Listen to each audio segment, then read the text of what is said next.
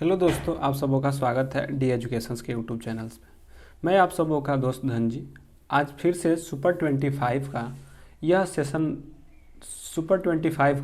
यह session number 20वां है, जिसमें कि लेकर जुड़ चुके हैं। हम लोग इसमें एमसीक्यू सेशंस के रूप में करते हैं, जिसमें कि आपको देखने को मिलता है फिजिक्स का क्वेश्चंस, केमिस्ट्री का क्वेश्चंस और आपको बायो का क्वेश्चन देखने को मिलता है। और हर रात्रि हम लोग 9 बजे जुड़ते हैं और सुबह में हम लोग मॉर्निंग में जीके और जीएस के साथ 8 बजे जुड़ते हैं। तो सभी लोग जुड़ जाइए जल्दी से और इस सेशंस को स्टार्ट कर दिया जाए। तो एक बार सभी से लोग को शेयर कर दिया जाए और उसके बाद क्लास को स्टार्ट करते हैं। आप लोग आंसर करिएगा। तो एक बार जल्दी से सभी लोग जुड़ जाइए और क्लास को जल्दी से स्टार्ट कर दिया जाए।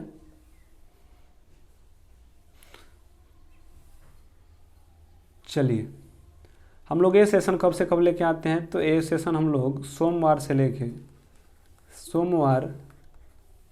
लेके शनिवार तक होता है। रविवार को नहीं होता है, रविवार को क्योंकि काम होता है कुछ, इसलिए नहीं होता है। तो हम सोमवार से शनिवार तक आएगा, प्रत्येक रात्रि 9 बजे। तो सभी लोग आप लोग जुड़ना ना भूलिए, प्रत्येक रात्रि 9 बजे आप लोग जुड़िए। तो चलिए आज के सेशन को स्टार्ट करते हैं। आज का पहले क्वेश्चन से बढ़ने से पहले आज देखते हैं आज का पहला क्वेश्चन क्या है। और पहला क्वेश्चन रहा आप लोगों के लिए एक क्वेश्चन।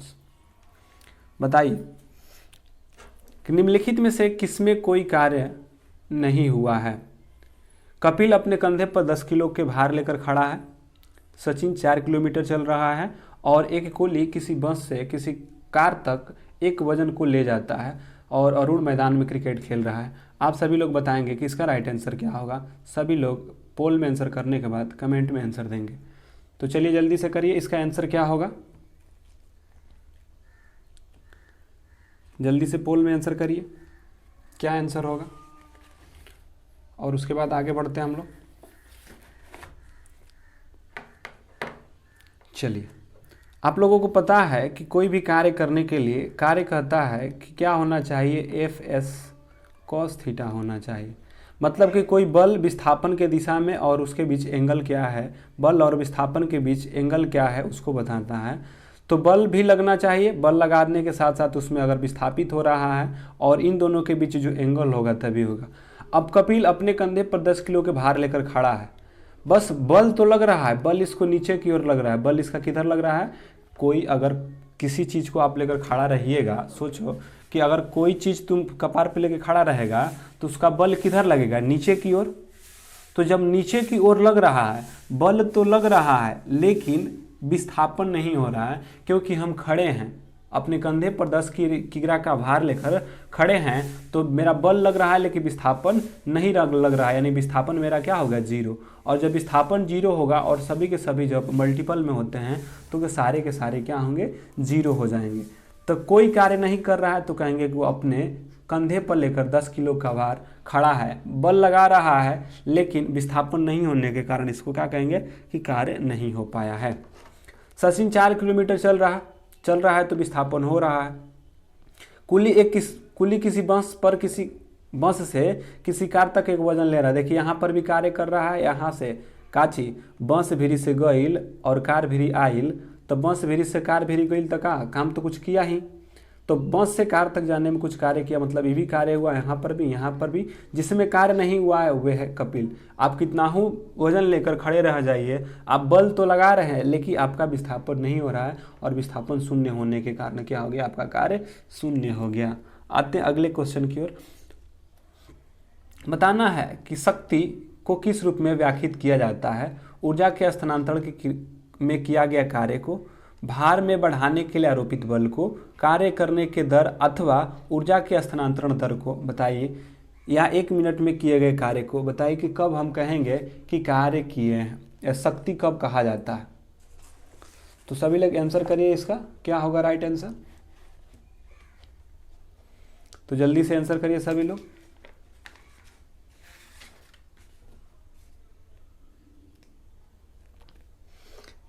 चलिए, आप सबों को पता है कि P इक्वल टू होता है W/T।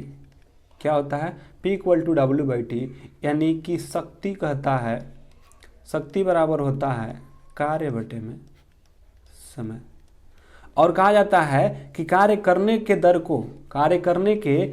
को हम शक्ति कहते हैं। और आप सबों को पता है कि कार्य और ऊर्जा क्या होता है, लगभग समान होता है। तो कार्य के जगह पर भी हम ऊर्जा रख सकते हैं। तो क्या P बराबर हम कह सकते हैं कि ऊर्जा अब बटे में समय होगा। जब कार्य के दर कहे, कार्य करने के दर को भी शक्ति कहेंगे, या जो ऊर्जा आपकी स्थानांतरण किस दर से हो रही है, जिस दर से आपकी ऊर्जा स्थानांतरण होगी वे भी क्या होगी, आपके कार्य भी, मतलब वो भी क्या है, आपकी शक्ति। मतलब कि आपकी ऊर्जा का दर जो होगा वो भी क्या होता है, शक्ति ही होता है। और P बराबर W/T, शक्ति बराबर कार्य बटे में समय। अगर आपसे पूछे कि शक्ति का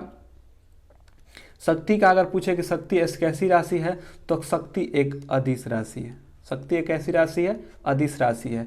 इसका मात्रक क्या है, क्योंकि आपको पता है कि कार्य और ऊर्जा का SI मात्रक जूल होता है और समय का सेकंड होता है, तो जूल सेकंड कहते हैं। या शक्ति का मात्रक वाट होता है। क्या होता है, जूल पर सेकेंड या वाट। ये सारे के सारे क्या है, आपके शक्ति के मात्रक हैं। तो आपसे क्वेश्चन पूछा था क्या कि बताइए क्या होगा, था दूसरा का राइट आंसर C हो जाएगा। अगले क्वेश्चन की ओर बढ़ते हैं कि कौन से प्राकृतिक में कभी अकेले नहीं होता। आपको बताना है कि कौन कभी अकेले नहीं रहेगा। तीसरा का आंसर करेंगे कि कौन कभी अकेले नहीं रहेगा। बताइए, जड़त्व, बल, संवेग या वेग। सभी लोग बताएंगे।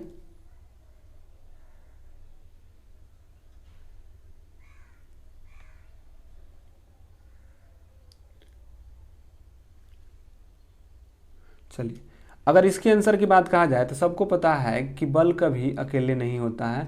बल एक सदिश राशि है। बल एक क्या है, सदिश राशि है। और कभी भी बल अकेले नहीं होता है। बल क्या होता है, कभी भी अकेले नहीं होता है। बल कभी भी अकेले नहीं हो सकता है। अर्थात समस्त वस्तु पर पृथ्वी अपने गुरुत्वाकर्षण के कारण गुरुत्व बल, क्या कहा जाता है कि पृथ्वी पर समस्त बल के कारण जो उस पर गुरुत्वाकर्षण बल होता है, तो हमेशा वह क्या रहता है, खींचे रहता है। तो कहेंगे कि बल कभी अकेले नहीं रहता है। बल की अगर बात कहा जाए तो बल एक सदिश राशि है। बल का SI मात्रक न्यूटन होता है। क्या होता है, बल का SI मात्रक न्यूटन होता है। जड़त्व की क्या, जड़त्व इनर्शिया होता है। और यह जो न्यूटन साहब का प्रथम नियम है, न्यूटन साहब के प्रथम नियम से जड़त्व का मिलता है। संवेग की अगर बात कहा जाए तो P बराबर mv होता है। संवेग एक सदिश राशि है। संवेग क्या, एक सदिश राशि है। वेग भी एक क्या है, सदिश राशि है। ठीक है, संवेग और वेग दोनों के दोनों क्या है, सदिश राशि है। और P बराबर mv होता है। इसी के साथ आगे बढ़ते हैं चौथे नंबर क्वेश्चन की ओर। किस सिद्धांत के अनुसार कोई रॉकेट अंतरिक्ष पे कार्य करता है। संवेग संरक्षण के सिद्धांत, द्रव्यमान संरक्षण के, ऊर्जा संरक्षण या गति संरक्षण के नियम से। चौथे नंबर का आंसर करिए सभी लोग। तो जल्दी से आंसर करिए सभी लोग। किस सिद्धांत के अनुसार कोई रॉकेटवा जो है उड़ता है। चलिए, तो आप सबों को पता है, बहुत सारे लोगों को पता होगा कि जो रॉकेट होता है वे संवेग संरक्षण के सिद्धांत पे कार्य करता है। और यह न्यूटन का तीसरा गति का नियम भी, जो न्यूटन है, न्यूटन के गति का तीसरा नियम पर भी कार्य करता है। यानी सिद्धांत कहेगा तो संवेग संरक्षण पर, और यह संवेग संरक्षण न्यूटन की गति के तीसरा नियम पर काम करता है। और गति का तीसरा नियम क्या कहता है कि प्रत्येक क्रिया के बराबर प्रतिक्रिया, विपरीत दिशा में प्रतिक्रिया बल लगता है, ये होता है। अगले क्वेश्चन की ओर बढ़ते हैं, 5वें नंबर की ओर। प्रतिरोध का SI इकाई क्या है। सभी लोग बताएंगे कि जो प्रतिरोध होता है उसका SI इकाई क्या होता है। जो हम प्रतिरोध है उसका SI इकाई क्या होता है। तो जल्दी से आंसर करेंगे, प्रतिरोध का SI मात्रक क्या होता है। भाई जी पढ़ते रहिए, कमेंट करते रहिए। और जो लोग पहली बार इस चैनल पे आ रहे हो वे सब्सक्राइब भी करिए, क्योंकि हम लोग रात्रि 9 बजे और सुबह 8 बजे 2 सेशंस के साथ जुड़ते हैं। 9 बजे 25 क्वेश्चन साइंस के लेकर, जबकि सुबह 8 बजे GK GS के रूप में लेकर आते हैं। तो जो लोग नए होंगे इस चैनल पे, पहली बार आए होंगे, उसको सब्सक्राइब करिए और वीडियो को शेयर करके ज़्यादा लोगों को जोड़िए। क्योंकि हम लोग ग्रुप डी से रिलेटेड इस चैनल पे अभी हाल में ग्रुप डी से रिलेटेड जितनी भी ग्रुप डी का जो एग्ज़ाम होने वाला है उसी से रिलेटेड हम लोग क्वेश्चन प्रैक्टिस कर रहे हैं। चलिए, प्रतिरोध का SI मात्रक सबको पता है, प्रतिरोध का SI मात्रक ओम है, जबकि आवेश का SI कूलम जो है किसका है, आवेश का है। वोल्ट विभवांतर का और एम्पियर विद्युत धारा का है। प्रतिरोध का SI मात्रक ओम होता है, ठीक है, जबकि वोल्ट का विभवांतर और विद्युत धारा का एम्पियर, आवेश का कूलम और इसका क्या होता है, प्रतिरोध होता है। आगे बढ़ते हैं। स्वतंत्र रूप से लटकती हुई किसी वस्तु का गुरुत्व केंद्र कहाँ होता है, जमीन पे होता है, लटकाव केंद्र के ठीक नीचे होता है, वस्तु के केंद्र पे होता है, या वस्तु के ठीक केंद्र के ठीक नीचे होता है। आपको बताना है 6वें नंबर का आंसर क्या होगा। तो जल्दी से आंसर करिए सभी लोग कि 7वां का क्या होगा। भाई मेरे पढ़ते रहो, क्योंकि पढ़ना ही, पढ़िएगा तभी बढ़िएगा, क्योंकि पढ़ाई के अलावे कोई आपके पास दूसरा हथियार नहीं है। क्योंकि आपका कार्य सिर्फ पढ़ना है अभी, तो पढ़ो, मन लगा के पढ़ो, चाहे कुछ भी हो जाए। इस बार 1 लाख वैकेंसी में से 1 वैकेंसी आप सबों का होना चाहिए। तो प्रैक्टिस करते रहिए, 1 घंटा सुबह प्रैक्टिस कीजिए मेरे साथ और 1 घंटा रात में, बाकी दिन भर आप लोग पढ़ते रहिए। चलिए, अगर कहें कि स्वतंत्र रूप से लटकती हुई किसी वस्तु का गुरुत्व केंद्र कहाँ होता है, तो इसका गुरुत्व केंद्र जो होता है लटकाव बिंदु के ठीक नीचे होता है।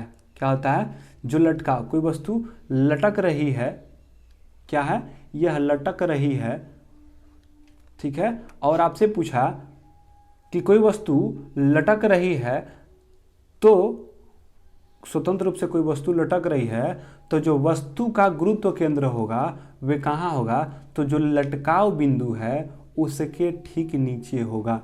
क्योंकि गुरुत्व केंद्र इस वस्तु पे कार्य करेगा, तो कहेंगे कि यह कोई वस्तु लटक रही है, तो लटकती हुई वस्तु का गुरुत्व केंद्र कहाँ होता है, तो कहेंगे कि लटकाव बिंदु के ठीक नीचे होता है। लटकाव बिंदु के ठीक नीचे होता है और गुरुत्व केंद्र क्या होता है, लटकाव बिंदु के ठीक नीचे होता है गुरुत्व केंद्र। अगले क्वेश्चन की ओर बढ़ते हैं।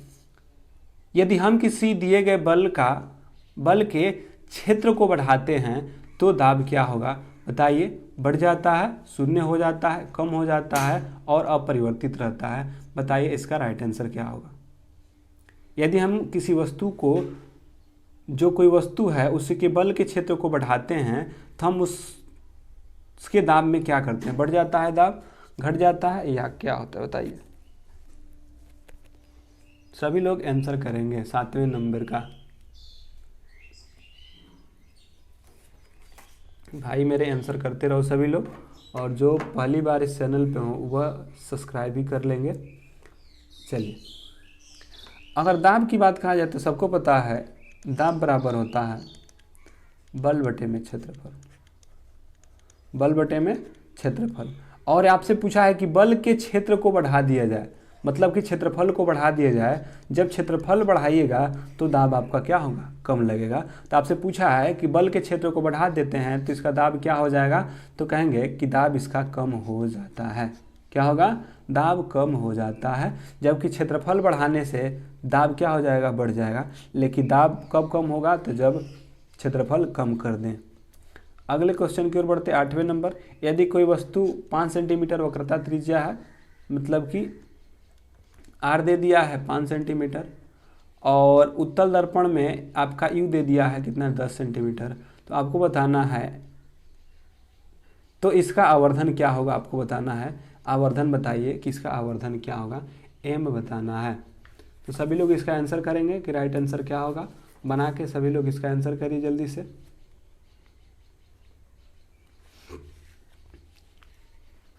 जल्दी से आंसर करिए सभी लोग।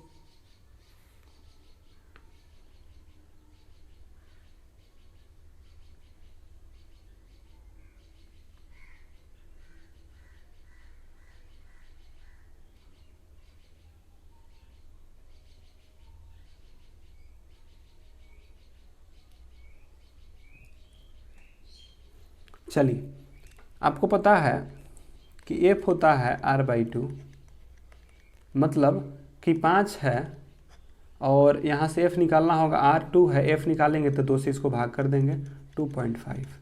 और आपको पता है कि जब यह कोई वस्तु पान से उत्तल दर्पण है तो दर्पण का सूत्र क्या होता है, सबको पता है कि 1/u प्लस 1 में क्या होता है, 1/में f बराबर 1/u प्लस 1/में v होता है।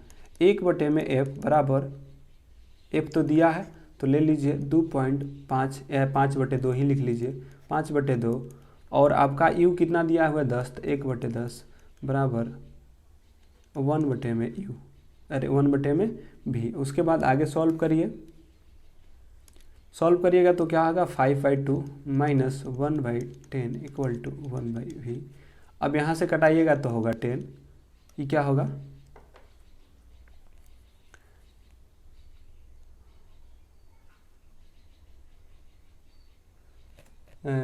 करिए 2×5 = 10 ना, 2×5 = 10 तो कितना होगा 50×25, और ये क्या होगा -1, तो कितना निकल के आ गया यहाँ से कटाइएगा, घटाइए तो कितना आ जाएगा, देखिए ठीक है ना, यह प्लस आएगा माइनस हो गया, देख ठीक है, और यह हुआ 2×5 = 10, 50×25, और यह 10, क्या हो गया 24/10 हो गया। कितना हो गया 24/10 हो गया v का मान, और u का मान दिया है तो आपको पता है कि m इक्वल टू होता है, क्या होता है, m इक्वल टू होता है, आपको m इक्वल टू होता है v/u बराबर, क्या होता है v बराबर u, v/u, v कितना आपको अभी निकल के आया है 24/10, और u मेरा कितना है 10 है। अब सॉल्व कीजिए 24/10, और यह नीचे 10 आ जाएगा तो क्या हो जाएगा 0.24 ऑप्शन में होगा तो देंगे, अन्यथा नहीं देंगे। तो ऐसा कोई ऑप्शन नहीं था, तो एक क्वेश्चन इसका क्या था, रॉन्ग था, तो इसका राइट आंसर क्या हो जाएगा 2.40, तो यह राइट आंसर हो जाएगा। अगले क्वेश्चन की ओर बढ़ते हैं। 9 नंबर, आधुनिक आवर्त सारणी में समान वर्ग के तत्वों में समान होता है परमाणु भार, परमाणु त्रिज्या, संयोजी इलेक्ट्रॉन, परमाणु क्रमांक। सभी लोग बताएंगे कि एक वर्ग में क्या होता है। एक आधुनिक आवर्त सारणी में समान वर्ग के तत्वों में समान होता है परमाणु भार, परमाणु त्रिज्या, परमाणु क्रमांक या संयोजी इलेक्ट्रॉन। सभी लोग इसका आंसर करेंगे, जल्दी से आंसर करिए सभी लोग जल्दी से आंसर करिए, क्या होगा।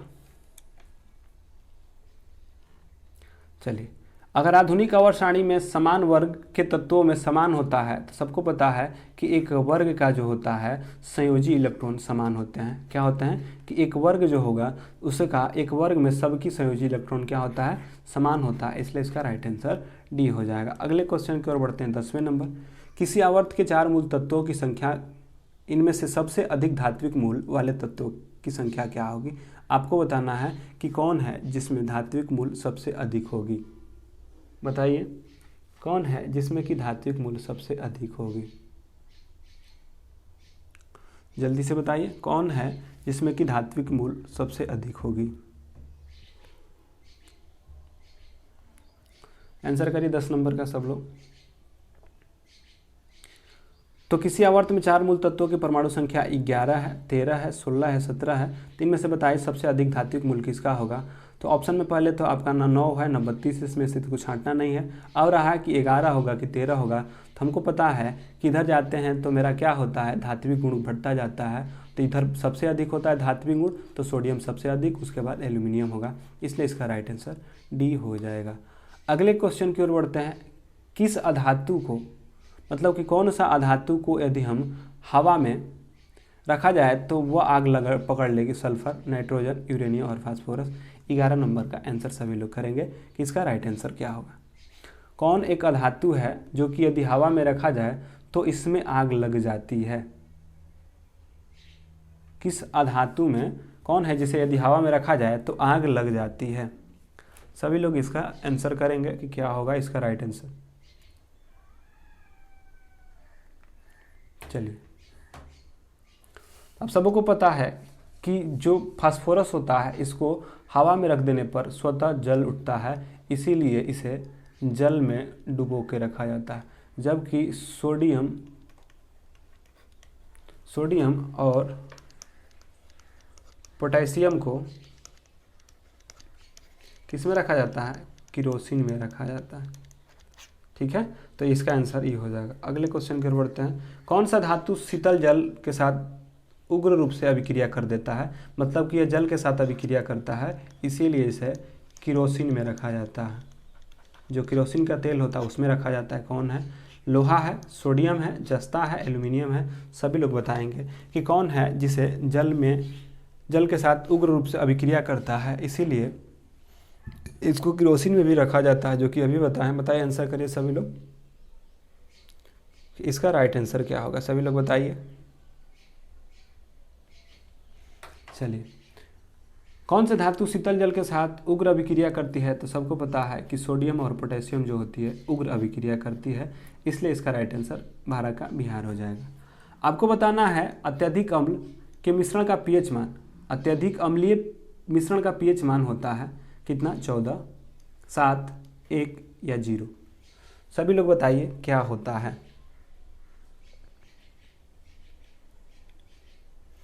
बताइए क्या होगा? अत्यधिक अम्लीय मिश्रण का पीएच मान होता है 1, 7, 0 या 14। सभी लोग बताइए क्या होगा।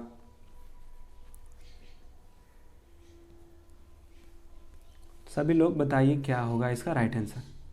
चलिए, अत्यधिक अम्लीय मिश्रण का पीएच मान की अगर बात कहा जाए तो जो अत्यधिक अम्लीय होता है, आप सब लोग को पता होता है 7 होता है उदासीन, 7 से 14 तक जाने पर होता है इधर क्षारीय का गुण बढ़ता है, और 7 से 0 की तरफ आने पर अम्लीय का गुण बढ़ता है।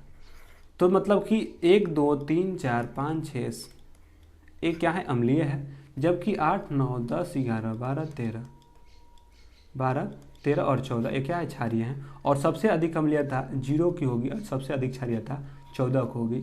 इधर जाएंगे अम्लीयता के गुण घटता जाएगा और इधर आएंगे भी क्षारीयता के गुण घटता जाता है। तो अधिक अम्लीय मिश्रण का पीएच मान क्या होगा? वे होंगे 0, जबकि अधिक क्षारीय होगा वे होगा 14। अगले क्वेश्चन की ओर बढ़ते हैं। प्रायः धनावेशी तत्वों में संयोजकता होती है 0, 1, 2, 1, 2, 1, 0, 4, 3, 2, 1, 2, 3। बताइए कि प्रायः जो धनावेशी तत्व होते हैं उनकी संयोजकता कितनी होती है, जो कि धनात्मक रूप से होते हैं? आंसर करो सभी लोग। भाई मेरे पढ़ते रहो और आंसर करते रहो, क्योंकि पढ़ाई ही वो ऐसा एक चीज़ है जिसको कि आप लोगों को बेरोजगार से रोजगार दिलवा सकता है और लहेड़ा बनने से बचा सकता है।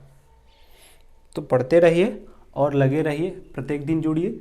चलिए, अगर कहें कि प्रायः धनावेशी तत्वों की संयोजकता कितनी होती है, तो आप सबों को पता होता है एक होता है संयोजी और एक होता है संयोजकता। क्या होती है? एक होता है संयोजी, एक होता है संयोजकता। संयोजी होता है किसी भी तत्व के अंतिम कक्षा में उपस्थित इलेक्ट्रॉनों की संख्या संयोजी होती है।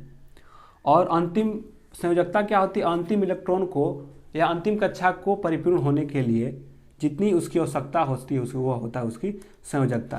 तो आपसे पूछा कि किसकी संयोजकता होती है, किसी धनात्मक आवेश की संयोजकता होती है, तो आप सबों को पता है धनात्मक वही होगा जो कि दान करता है। क्या होगा? धनात्मक उसी को कहेंगे जो कि इलेक्ट्रॉन का क्या करेगा? त्याग करेगा। और जो इलेक्ट्रॉन का ग्रहण करता है उस पे होता है ऋणात्मक।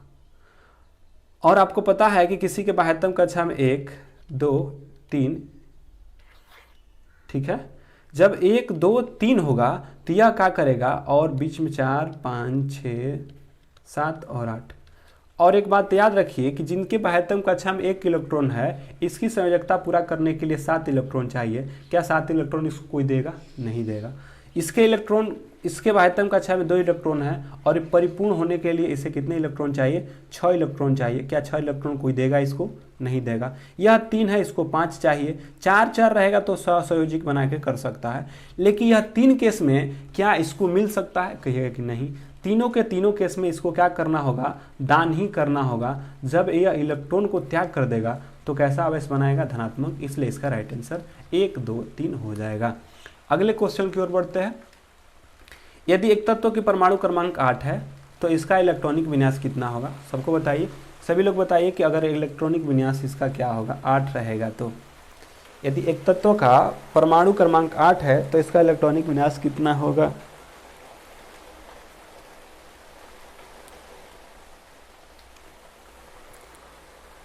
जल्दी से फटाफट आंसर करिए सभी लोग।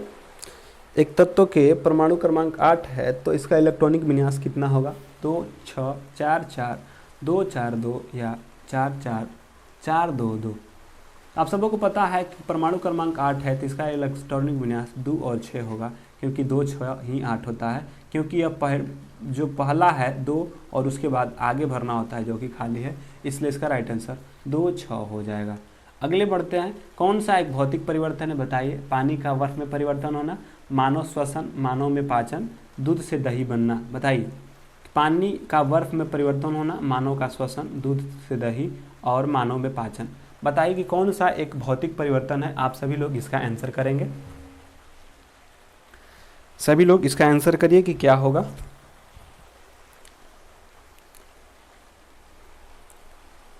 चलिए 16 का आंसर करिए सभी लोग। अगर इसकी बात कहा जाए कौन सा भौतिक परिवर्तन है, वैसा परिवर्तन जिसके परिवर्तन होने के बाद पुनः प्राप्त किया जा सके। पानी से बर्फ बनना एक भौतिक परिवर्तन है, जबकि मानव का पाचन होना एक रासायनिक परिवर्तन है। दूध से दही बनना भी एक रासायनिक परिवर्तन है और मानव श्वसन भी, क्योंकि एक बार अगर परिवर्तन हो जाए तो इसे पुनः प्राप्त नहीं किया जा सकता है, जबकि भौतिक परिवर्तन में इसके परिवर्तन होने के बाद पुनः प्राप्त किया जा सकता है। क्योंकि पानी को बर्फ में परिवर्तित कर दीजिए, बर्फ को फिर से गर्म कर दीजिए, फिर क्या हो जाएगा? पानी हो जाएगा, इसलिए इसका राइट आंसर ए हो जाएगा। अगले क्वेश्चन की ओर बढ़ते हैं। फलों को लंबे समय तक ठंडे भंडारण में संरक्षित रखा जाता है, क्यों? नमी की मात्रा बढ़ाने के लिए, ऑक्सीजन की अधिक मात्रा उपलब्ध कराने के लिए, फलों को अंधेरे में स्थान में रखने के लिए, फलों के श्वसन दर कम करने के लिए। बताइए कि इसका राइट आंसर क्या होगा। 17 नंबर का सभी लोग आंसर करेंगे। बताइए क्या होगा। सभी लोग इसका राइट आंसर करें कि सही विकल्प बताइए कि फलों को क्यों रखा जाता है ठंडे भंडारण में। नमी की मात्रा को बढ़ाने के लिए, ऑक्सीजन की अधिक मात्रा को उपलब्ध कराने के लिए, या फलों को अंधेरे स्थान में रखने के लिए, या फलों के श्वसन दर को कम करने के लिए।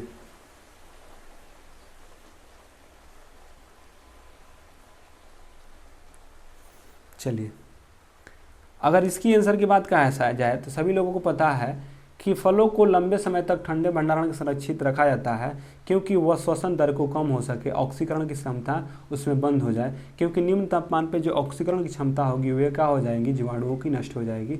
नमी की मात्रा बढ़ाने के लिए, जब नमी की मात्रा ही बढ़ाना है तो इसको पानी में रख दो।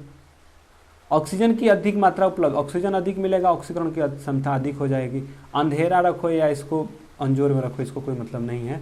जबकि फलों का जो श्वसन दर है उसको कम करने के लिए ही हम फलों को लंबे समय तक ठंडे भंडारण में रखा जाता है। यह इसका राइट आंसर होगा। अगले बढ़ाते हैं 18 नंबर की ओर। कदाचित जानवरों में सबसे बड़ा समूह किसका होता है? आपको बताना है कि कौन सा समूह जो है सबसे बड़ा समूह है। Arthropoda, Mollusca, Coelenterata, Nematoda. तो सभी लोग जल्दी से बताएंगे कौन से जानवर का सबसे बड़ा समूह है? आर्थ्रोपोडा का, सिलिंट्रेटा का, मोलस्का का या नेमिडोटा का? सभी लोग बताइए, आंसर करिए सभी लोग। सभी लोग आंसर करेंगे। देखिए, अगर कहे कि कदाचित जानवरों में सबसे बड़ा समूह किसका होता है तो सबको पता है कि आर्थ्रोपोडा संघ जो होता है जो सबसे बड़ा है। जो आर्थ्रोपोडा संघ होता है वे सबसे बड़ा होता है। ठीक है, आते अगले। आपको किस जगत के सभी जीवों को, आप किस जगत में, आपको बताना है आप किस जगत के सभी जीवों को रखेंगे जो कि कोशिका भित्ति के साथ बहुकोशिकीय सुकेंद्रीय पाए जाते हैं। मतलब कि वो कोशिका भित्ति के साथ साथ बहुकोशिकीय सुकेंद्रीय पाए जाते हैं। कौन? प्रोटिस्टा, मोनेरा, प्लांटी या एनिमिलिया। बताइए कौन सा जगत है जिसमें कि कोशिका भित्ति के साथ साथ बहुकोशिकीय सुकेंद्रीय पड़ता है, मतलब बहुकोशिका के साथ उसमें केंद्र उपस्थिति भी दिखाई देता है। कौन है बताइए? प्रोटिस्टा है, पादप है, मोनेरा है या एनिमिलिया है? बताइए, जल्दी से आंसर करिए सभी लोग, इसका राइट आंसर क्या होगा। इसका राइट आंसर क्या होगा? सभी लोग एक बार जल्दी से आंसर करेंगे। चलिए, अगर आपकी बात कहा जाए कि आप किस जगत में सभी जीवों को रखेंगे जो कि कोशिका भित्ति के साथ बहुकोशिकीय सुकेंद्री पाया जाता है, तो आपको पता होता है कि जो कोशिका भित्ति होता है वे होता है पादप कोशिका में, तो कहेंगे कि यह पादप जगत में पाया जाता है, क्योंकि कोशिका भित्ति के साथ साथ उसमें बहुकोशिकीय जीव भी पाए जाते हैं। तो इसलिए इसका राइट आंसर हो जाएगा कोशिका भित्ति के सहित, यह होगा प्लांटी। प्लांटी मतलब होता है पादप, पादप जगत में, ठीक है, मोनेरा, प्रोटिस्टा, एनिमिलिया में नहीं होता है। आते हैं, माता पिता के संतान में शारीरिक या मानसिक गुणों का संचरण होता है किसके माध्यम से?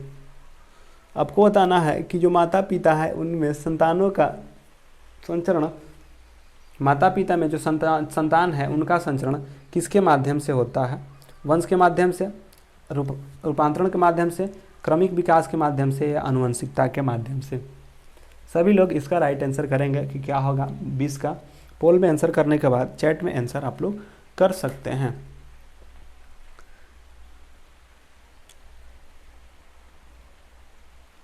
भाई मेरे पढ़ते रहो। माता पिता के संतानों के शारीरिक या मानसिक गुण का संचरण कहा जाता है। सभी लोग को पता है कि अब माता पिता में जो संतानों की शारीरिक और जो मानसिक गुण होता है वे आनुवंशिकता के कारण से होता है, इसलिए इसका राइट आंसर आनुवंशिकता हो जाएगा। अगले क्वेश्चन की ओर बढ़ते हैं। एक सरल अस्थायी उत्तक कौन सा है? आपको बताना है कि कौन सा एक सरल अस्थायी उत्तक नहीं है। कोलेनेकाइमा, शीर्ष विभाजोत्तक, कैम्बियम या जाइलम? जल्दी से बताइए सभी लोग। 21 को आंसर करेंगे कि 21 का राइट आंसर क्या हो जाएगा।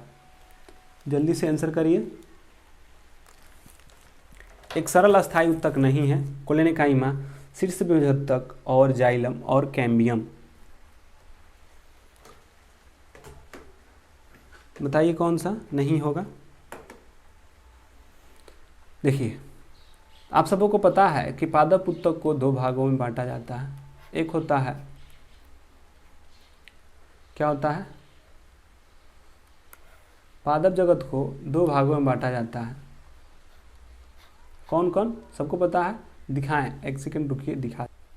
देखिए, अगर बात कहा जाए पादप उत्तक के, तो पादप उत्तक को दो भागों में बांटा जाता है। क्या होता है?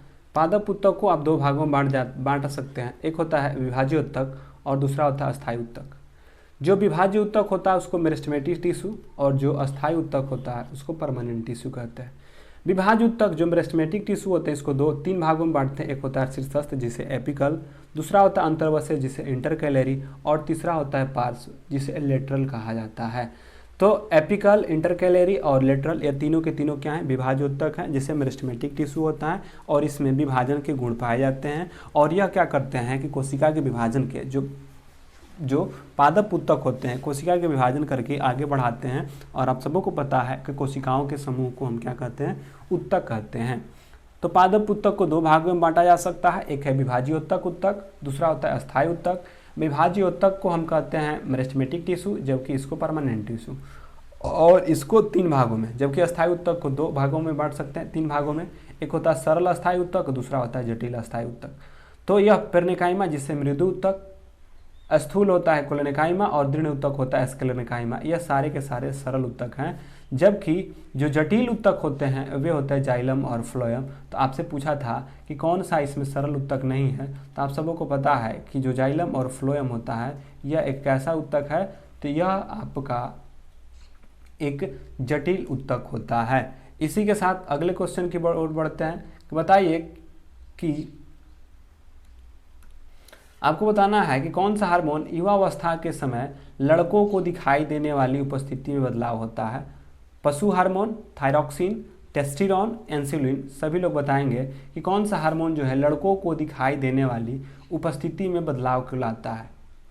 पशु हार्मोन, थायरॉक्सिन या इंसुलिन? सबको पता है कि 22 का आंसर क्या होगा। जल्दी से आंसर करेंगे, इसका क्या आंसर होगा। तो फटाफट से आज आंसर करेंगे। जल्दी से आंसर करिए, क्या होगा। चलिए, अगर इसकी बात कहा जाए कि कौन से हार्मोन युवावस्था में समय में लड़कों को दिखाई देता है, तो पता है कि जो टेस्टोस्टेरोन है ये निशानी होता है। युवा की जवानी टेस्टोस्टेरोन ना होता है, युवा की निशानों की पहचान करता है, कौन कराता है? टेस्टोस्टेरोन। टेस्टोस्टेरोन बनना चालू हो जाएगा और आपकी युवा अवस्था का पता होने लगता है कि जब टेस्टोस्टेरोन बनता है तो। चलिए अगले क्वेश्चन की ओर बढ़ते हैं।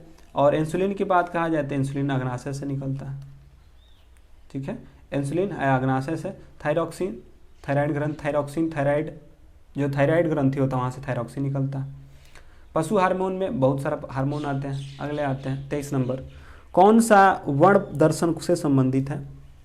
कौन सा वर्ण दर्शन से संबंधित है? रॉड कोशिका, ऑप्टिक्स, शंकु कोशिका, आइरिस। बताइए कि कौन है जो वर्ण दर्शन को से संबंधित है? वर्ण दर्शन से संबंधित है रॉड कोशिका, शंकु कोशिका, आइरिस, ऑप्टिक डिस्क। बताइए कि कौन है जो संबंधित है?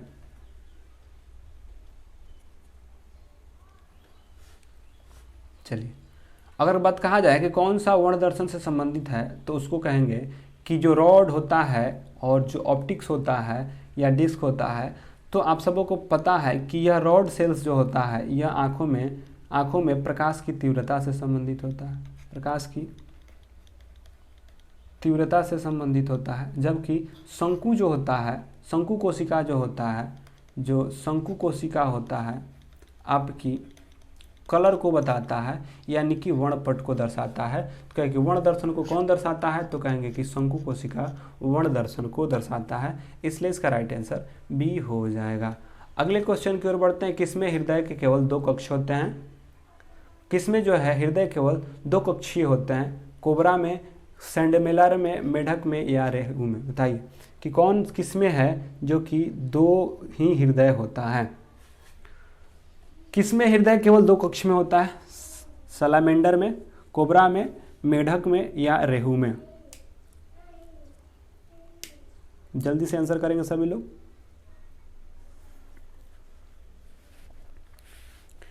किसमें हृदय के केवल 2 कक्ष होते हैं? सलामेंडर में, कोबरा में, मेढक में या रेहू में?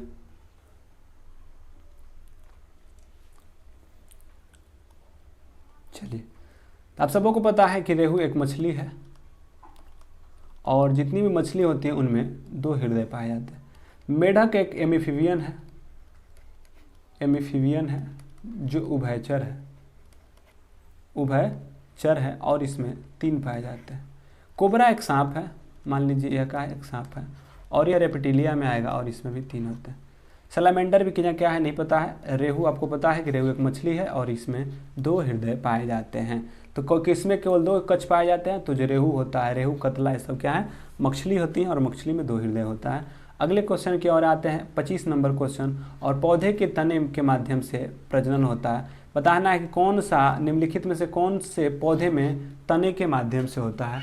कौन सा पौधा है जो तने के माध्यम से अपना प्रजनन करता है? ब्रायोफाइलम, इमली, गुलाब, ब्रायोफाइटा। इसका आंसर करिए सभी लोग, क्या होगा? पौधे में तने के माध्यम से प्रजनन करता है ब्रायोफाइलम, गुलाब, इमली, ब्रायोफाइटा। चलिए तो आप सबों को पता है कि कौन है जो कि पौधे के तने से ही लग जाता है या होता है? तो गुलाब के पौधे का प्रजनन जो होता है तने से हो जाता है, क्योंकि यह अगर गुलाब के फूल लगाना हो तो तना रख लेंगे और तना से ही क्या होता है? गुलाब के फूल लगता है, उसके जो तना होती है उसी से। तो तने के माध्यम से जो प्रजनन करता है उसको गुलाब कहते हैं। ये क्या थे? आज आपके 25 क्वेश्चन थे और यह आपके सेट नंबर 20 का यह टोटल 25 क्वेश्चन थे। तो लास्ट तक जुड़ने के लिए बहुत बहुत धन्यवाद। आज क्लास जल्दी ही ख़त्म हो गया क्योंकि आज देखना चाह रहे थे कि कितने लोग ऐसे हैं जिनको कि डिस्कशन कम और क्वेश्चन ज़्यादा से मतलब होता है क्वेश्चन के टिक मार्क से, ताकि पता चल सके। और ऐसे कराने से आपको क्या फ़ायदा होगा आप लोग देखेंगे, क्योंकि बीच में भाग जाते हैं, इसीलिए हम सोचते हैं कि भाई जल्दी जल्दी से करा दो, सभी लोग देख ले।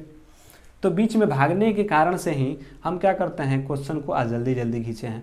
अगर आज देखते हैं कि आज लोग अगर भाग जाएंगे तो कल से भी इसी तरह कराया जाएगा। इसीलिए जो लोग जुड़ रहे हैं शुरू से लास्ट तक जुड़िए और क्वेश्चन को लीजिए, ताकि डिस्कशंस के साथ उसका लीजिए।